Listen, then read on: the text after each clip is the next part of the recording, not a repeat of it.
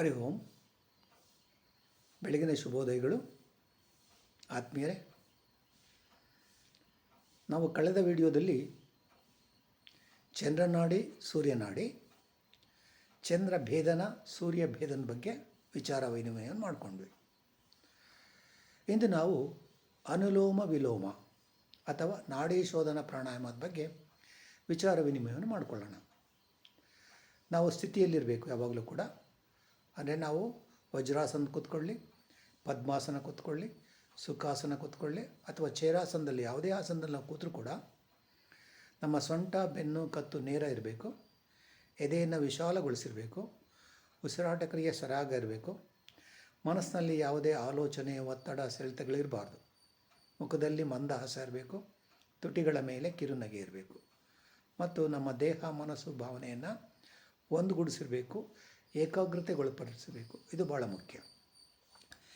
ಈ ಅನುಲೋಮ ವಿಲೋಮ ಪ್ರಾಣಾಯಾಮವನ್ನು ಮಾಡಲಿಕ್ಕೆ ನಾವು ಉಪಯೋಗಿಸುವಂತಹ ಮುದ್ರೆ ವಿಷ್ಣು ಮುದ್ರೆನೇ.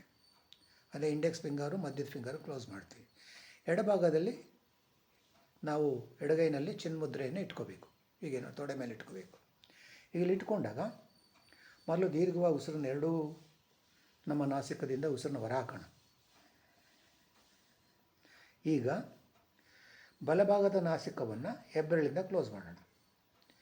ಎಡಭಾಗದ ನಾಸಿಕ ಈಗ ಓಪನ್ ಇದೆ.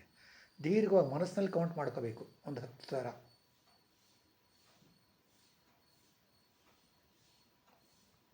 ಅದಾದಮೇಲೆ ಎಡನಾಸಿಕವನ್ನು ಕ್ಲೋಸ್ ಮಾಡಬೇಕು.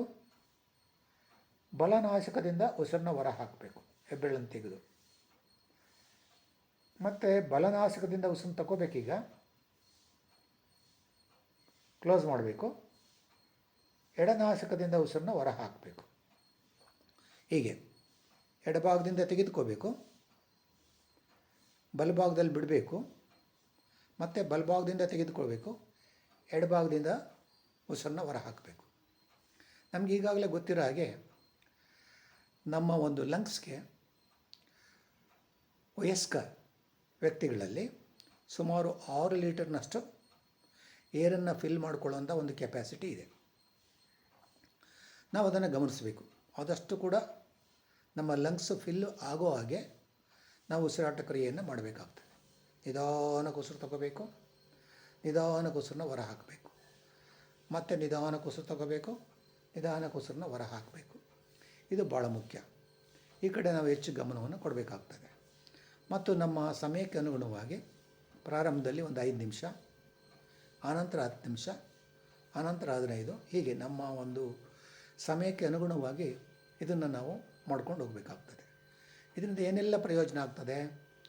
ಹೆಚ್ಚಿನ ಪ್ರಮಾಣದಲ್ಲಿ ನಮಗೆ ಆಕ್ಸಿಜನ್ ಸಿಗ್ತದೆ. ಆಕ್ಸಿಜನ್ ಸಿಗೋದ್ರಿಂದ ನಮ್ಮ ಬ್ಲಡ್ ಸರ್ಕ್ಯುಲೇಷನ್ ಸರಾಗ ಆಗ್ತದೆ, ಮತ್ತು ನಮ್ಮ ದೇಹದ ಎಲ್ಲ ಕ್ರಿಯೆಗಳು ಸರಾಗ ಆಗ್ತದೆ, ಮತ್ತು ನಮಗೆ ಬರುವಂಥ ಕೆಮ್ಮು, ದಮ್ಮು, ಅಸ್ತಮ ಇವೆಲ್ಲವೂ ಕೂಡ ದೂರ ಆಗ್ತದೆ. ಅದನ್ನು ಕ್ರಮಬದ್ಧವಾಗಿ ನಾವು ಮಾಡಬೇಕಾಗ್ತದೆ. ನಾವು ಮುಂದಿನ ಒಂದು ವಿಡಿಯೋದಲ್ಲಿ ಈ ಕುಂಭಕ ಅಂದರೆ ಏನು ಅದ್ರ ಬಗ್ಗೆ ವಿಚಾರ ವಿನಿಮಯ ಮಾಡಿಕೊಳ್ಳೋಣ. ಇಂದಿನ ಅಭ್ಯಾಸವನ್ನು ಇಲ್ಲಿಗೆ ಪೂರ್ಣಗೊಳಿಸೋಣ. ಹರಿ ಓಂ. ಎಲ್ಲರಿಗೂ ನಮಸ್ಕಾರ.